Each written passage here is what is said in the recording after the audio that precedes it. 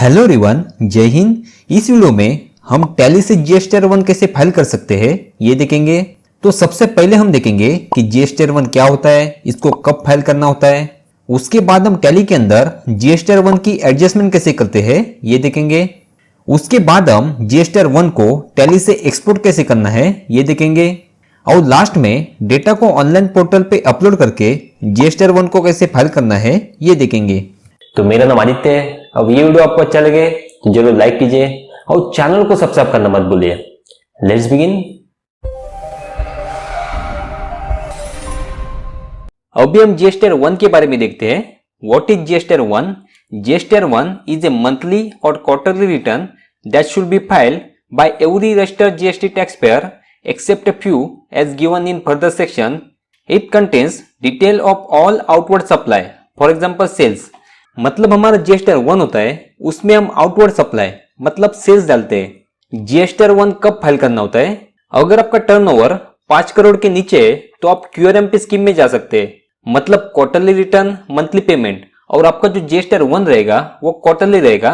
और जब क्वार्टर खत्म हो जाएगा तो उसके नेक्स्ट मंथ के 13 तारीख को आपको जीएसटी R1 फाइल करना है। मतलब मान लीजिए अप्रैल में जून का एक क्वार्टर है तो जुलाई के 13 तारीख के पहले आपको जीएसटी R1 फाइल करना है।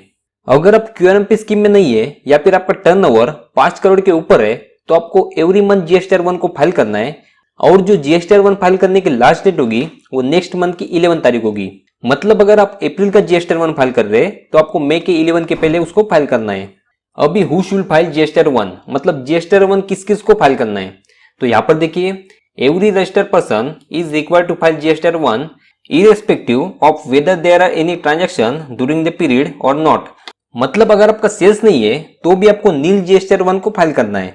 The following registered person are exempt from filing the GST R1। मतलब जो इनपुट सर्विस डिस्ट्रीब्यूटर है, ISD, composition dealer, OIDAR, non resident taxable person, इन सबको जीएसटी R1 फाइल करने की जरूरत नहीं है। तो अभी यहाँ पर मैंने कंपनी को ओपन कर लिया है। अभी यहाँ पर ये गेटवे ऑफ टैली है। सबसे पहले हम सेल्स रिपोर्ट को चेक करते हैं। इसके लिए मैं डिस्प्ले में जाता हूँ, डी प्रेस करता हूँ। अकाउंट बुक्स के लिए ए प्रेस करता हूँ और यहाँ पर सेल्स रजिस्टर उसके लिए एस प्रेस करता हूँ। और यहाँ पर दिसंबर का हम जीएसटी R1 को फाइल करना चाहते हैं तो इसको ओपन कर देता हूँ। तो यहाँ पर देखिए दिसंबर में हमारा इतना सेल्स है। अभी मैं एस्केप करके बैक जाता हूँ। अभी जीएसटी R1 रिपोर्ट के लिए हम यहाँ पर डिस्प्ले में जाना है तो डी प्रेस करना है। और यहाँ पर जीएसटी रिपोर्ट उसके लिए ओ प्रेस करना है। और यहाँ पर जीएसटी R1 उसके लिए 1 प्रेस करना है। तो यहाँ पर देखिए जीएसटी R1 ओपन हो चुका है। अभी सबसे पहले मैं यहाँ पर पीरियड को चेंज करता हूँ। इसके लिए शॉर्टकट है Alt F2। अगर आप लैपटॉप यूज करते हैं और फंक्शन की का इस्तेमाल करते हैं तो Alt फंक्शन F2। उसके बाद मैं यहाँ पर दिसंबर के मंथ को सिलेक्ट कर देता हूँ।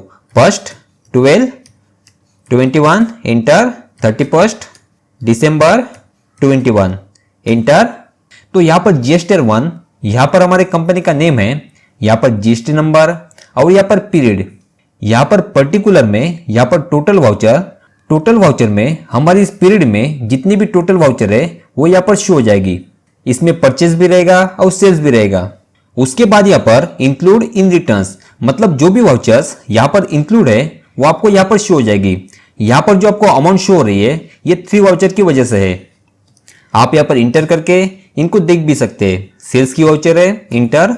तो ये देखिए ये जो 3 वाउचर्स है उनकी अमाउंट वहां पर शो कर रही है। मैं एस्केप करके बैक जाता हूं। यहां पर include in HSN and SAC summary, मतलब यहां पर देखिए HSN एंड SAC समरी है। मैं इसको ओपन कर देता हूं, इंटर करना है। तो ये जो है वो HSN समरी है, इसको हमें जीएसटी R1 में अपलोड करना पड़ता है। और यहाँ पर जो अमाउंट है वो टोटल 3 वाउचर्स की है। एस्केप करके बैक जाता हूं। यहाँ पर incomplete information in HSN SAC summary. अगर यहाँ पर HSN में कोई भी इंफॉर्मेशन इनकम्प्लीट है तो आपको यहाँ पर कितने वाउचर में एरर है वो यहाँ पर शो करेगा। उसके बाद आप यहाँ से करेक्शन कर सकते हैं। यहाँ पर है not relevant in this return, मतलब इन टोटल वाउचर में से जीएसटी R1 के रिलेवेंट नहीं है वो वाउचर आपको यहाँ पर शो हो जाएंगे। जैसे कि मैं इसको ओपन कर देता हूँ, इंटर। तो ये देखिए ये जो वाउचर है वो परचेस का वाउचर है और जीएसटी R1 में हम सिर्फ सेल्स को अपलोड करते हैं। एस्केप करके बैक जाता हूं। और यहाँ पर सबसे important uncertain transaction correction needed, मतलब जो भी सेल्स की इनवॉइस है लेकिन उसमें कुछ ना कुछ रॉन्ग है वो आपको यहाँ पर शो हो जाएगा। और GSTR1 फाइल करने के पहले आपको यहाँ पर करेक्शन करना पड़ेगा। तो मैं यहाँ पर इंटर कर देता हूँ और यहाँ पर इंटर कर देता हूँ। तो यहाँ पर डेट, पर्टिकुलर और यहाँ पर आपको type of mismatch, incomplete information, यहाँ पर आपको रीजन शो हो जाएगा। Information required for generating table wise details not provided, इसको इंटर करना है। तो यहाँ पर ये जो GST नंबर है वो रॉन्ग है, तो हमें यहाँ पर करेक्ट GST नंबर को डालना पड़ेगा। तो मैं यहाँ पर इसको डिलीट कर देता हूँ और यहाँ पर दूसरे GST नंबर को पेस्ट कर देता हूँ। Inter, inter. अब यहाँ पर देखिए सिर्फ एक वाउचर बाकी है, इसको इंटर करना है और यहाँ पर भी करेक्ट इनवॉइस देना है। मैं इसको डिलीट कर देता हूँ और यहाँ पर पेस्ट कर देता हूँ और यहाँ पर इंटर करना है, इंटर। तो अभी यहाँ पर कोई भी मिसमैच नहीं है। इस तरह से जो भी इनवॉइसेस में मिसमैच है उनको आपको क्लियर करना है। मैं एस्केप करके बैक जाता हूँ, एस्केप। तो यहाँ पर देखिए अनसर्टेन ट्रांजैक्शन करेक्शन नीडेड, इसमें कोई भी वाउचर नहीं है। और यहाँ पर इंक्लूड इन रिटर्न, यहाँ पर पहले 3 वाउचर थी, अब यहाँ पर 5 वाउचर हो चुकी है। यहाँ पर इंटर करके आप इनको देख भी सकते हैं, एस्केप, एस्केप। अभी आप यहाँ पर देखेंगे तो हमारे GSTR1 का कंप्लीट डेटा यहाँ पर है। यहाँ पर B2B इनवॉइस मतलब जिनके पास GST नंबर है वो बिजनेस टू बिजनेस इनवॉइस है और वो यहाँ पर आ चुके हैं। यहाँ पर B2C इनवॉइस मतलब बिजनेस टू कस्टमर, यहाँ पर डेबिट क्रेडिट नोट, यहाँ पर एक्सपोर्ट। तो यहाँ पर हमारा कुछ भी नहीं है और यहाँ पर नील रेटेड। अगर आप चाहते हैं तो इनको ओपन करके भी आप यहाँ से देख सकते हैं। तो यहाँ पर देखिए इंटर। तो ये जो सेल्स वाउचर है वो यहाँ पर नील रेटेड है, यहाँ पर कोई भी GST चार्ज नहीं है। Escape, escape. यहाँ पर टोटल है, इसको आपको एक बार चेक करना है। उसके बाद यहाँ पर HSN एंड सेक्स समरी, इसको भी आप ओपन करके देख सकते हैं। यहाँ पर टोटल वाउचर 5 है, एस्केप। और यहाँ पर डॉक्यूमेंट समरी मतलब सेल्स की इनवॉइस में यहाँ पर सीरियल नंबर है, आपने कहाँ से इनवॉइस को इशू किया है और कहाँ तक इशू किया है और टोटल कितने इशू किए और कैंसिल कितने किए और नेट कितने हैं वो आपको यहाँ पर शो हो जाएंगे, एस्केप। अगर आप टैली प्राइम को एजुकेशन मोड पे यूज कर रहे हैं तो ये जो डॉक्यूमेंट समरी है वो अपलोड नहीं होगी, आपको ये मैन्युअली डालनी पड़ेगी। उसके बाद यहाँ पर नेचर व्यू और रिटर्न व्यू है। अगर आप इसको डिटेल में देखना चाहते हैं तो यहाँ पर Alt F5 प्रेस कर सकते हैं। तो यहाँ पर देखिए ये टैक्सेबल सेल्स, रिवर्स चार्ज, ये डिटेल में शो हो रहा है। और दोबारा आप Alt F5 प्रेस करेंगे तो ये शॉर्ट में हो जाएगा। अभी ये जो है वो रिटर्न मोड पे है। अगर आप नेचर पे चाहते हैं तो यहाँ पर क्लिक कीजिए, तो ये नेचर मोड पे है। यहाँ पर भी आप Alt F5 प्रेस करेंगे तो आपको डिटेल में शो हो जाएगा। मतलब सेल्स टैक्सेबल 5%, सेल्स टैक्सेबल 18%, यहाँ पर टैक्स रेट भी हमें शो हो रहा है। दोबारा Alt 5 प्रेस करेंगे तो ये शॉर्ट में हो जाएगा। अभी मैं रिटर्न व्यू पे करता हूँ। उसके बाद अगर कोई एडजस्टमेंट करना चाहते हैं तो आप यहाँ से कर सकते हैं और इसके लिए शॉर्टकट है Alt J। तो यहाँ पर टाइप ऑफ ड्यूटी टैक्स, यहाँ पर GST है और यहाँ पर नेचर ऑफ एडजस्टमेंट। तो यहाँ से आप जो भी एडजस्टमेंट करना चाहते हैं उसको सिलेक्ट कीजिए और इंटर करेंगे तो यहाँ पर जनरल वाउचर ओपन हो जाएगा। लेकिन मोस्टली हम GSTR1 में कोई भी एडजस्टमेंट नहीं करते हैं। जो भी हमारा एक्चुअल सेल्स है उसको हम GSTR1 में अपलोड करते हैं। तो एस्केप, यहाँ पर ओपन GST पोर्टल है, यहाँ पर आप क्लिक करेंगे तो आप डायरेक्ट GST पोर्टल पर जा सकते हैं। अभी हमें इस रिटर्न को एक्सपोर्ट करना है तो यहाँ से एक्सपोर्ट है या फिर Alt E प्रेस करेंगे। उसके बाद यहाँ पर ई रिटर्न्स इंटर करना है। अब यहाँ पर फाइल फॉर्मेट में टोटल 3 फॉर्मेट है, यहाँ पर CSV, एक्सेल और जेसन।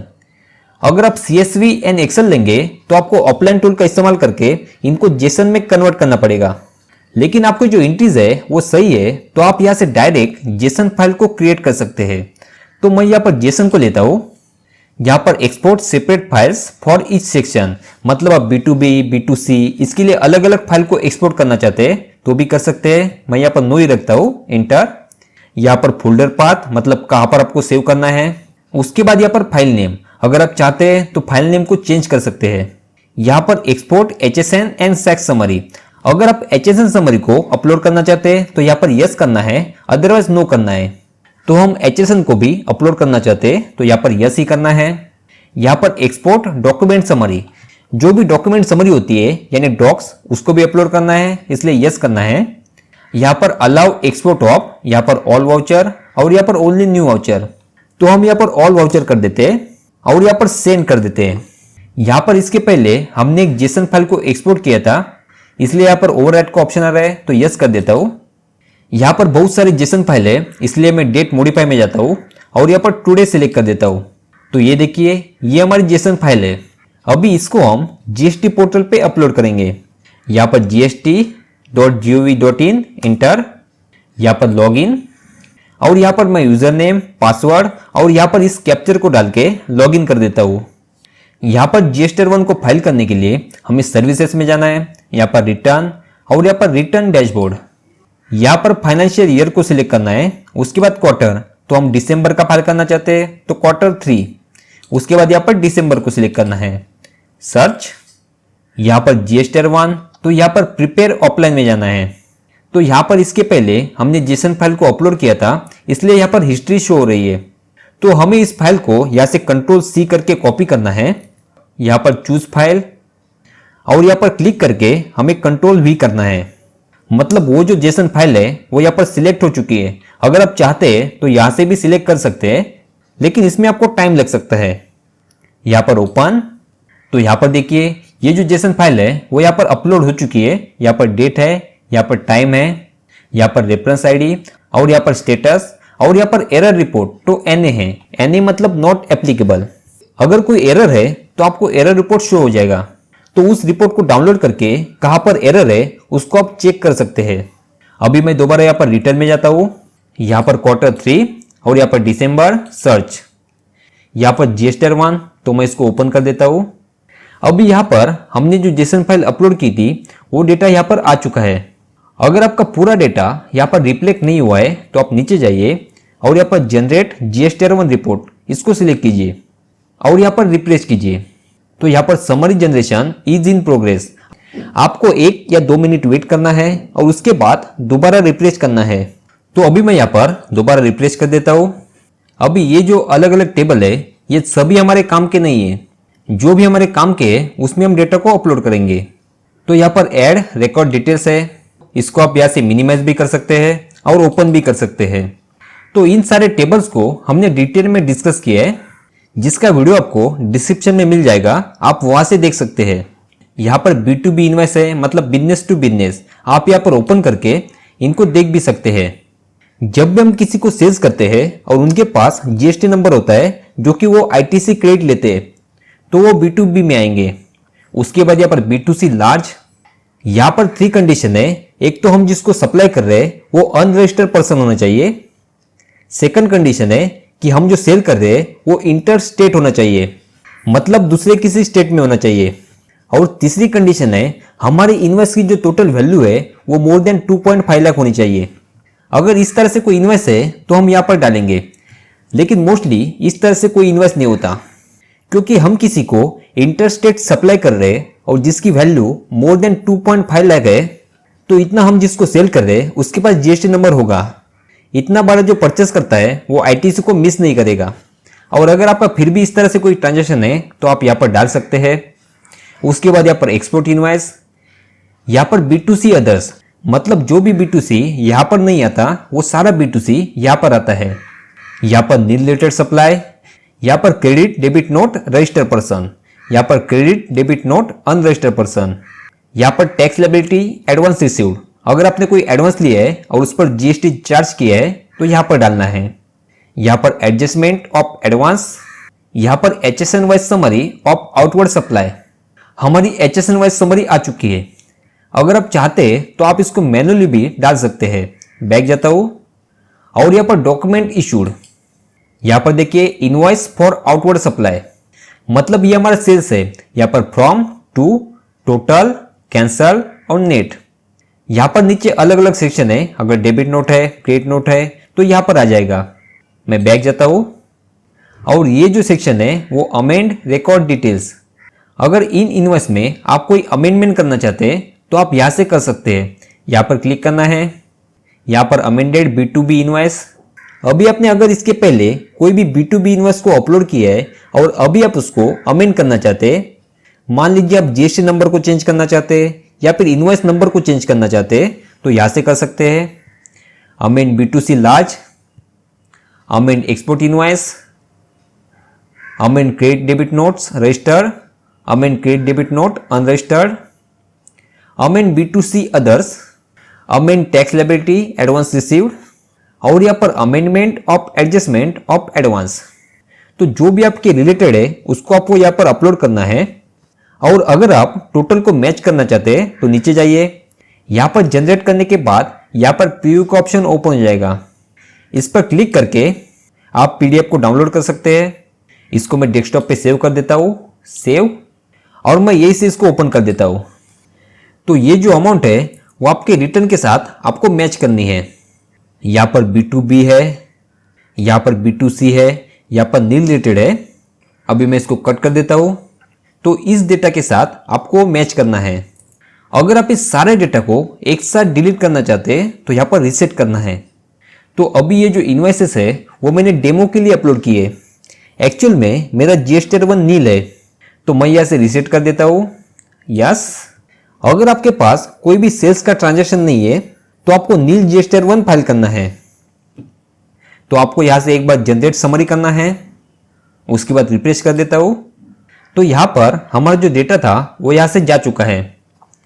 मैं अभी नीचे आता हूँ और यहाँ पर एक्नॉलेज कर देता हूँ और यहाँ से सबमिट कर देता हूँ। एक बार आप प्रोसीड करके सबमिट करेंगे तो आप GSTR1 में कोई भी चेंजेस नहीं कर सकते।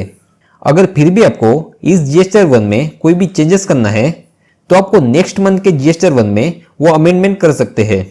तो मैं यहाँ पर प्रोसीड कर देता हूँ और यहाँ पर फाइल रिटर्न, यहाँ पर एक्नॉलेज कर देता हूँ। यहाँ पर ऑथोराइज सिग्नेटरी, तो यहाँ से सिलेक्ट करना है और यहाँ पर फाइल विद DSC और फाइल विद EVC। अगर आपके पास DSC है तो DSC से कर सकते हैं, अदरवाइज EVC मतलब आपकी ईमेल आईडी और मोबाइल नंबर, इस पे OTP जाएगा। आप किसी भी OTP को यहाँ पर डाल सकते हैं। तो यहाँ पर फाइल विद EVC और यहाँ पर मैं OTP को डाल देता हूँ। उसके बाद वेरीफाई।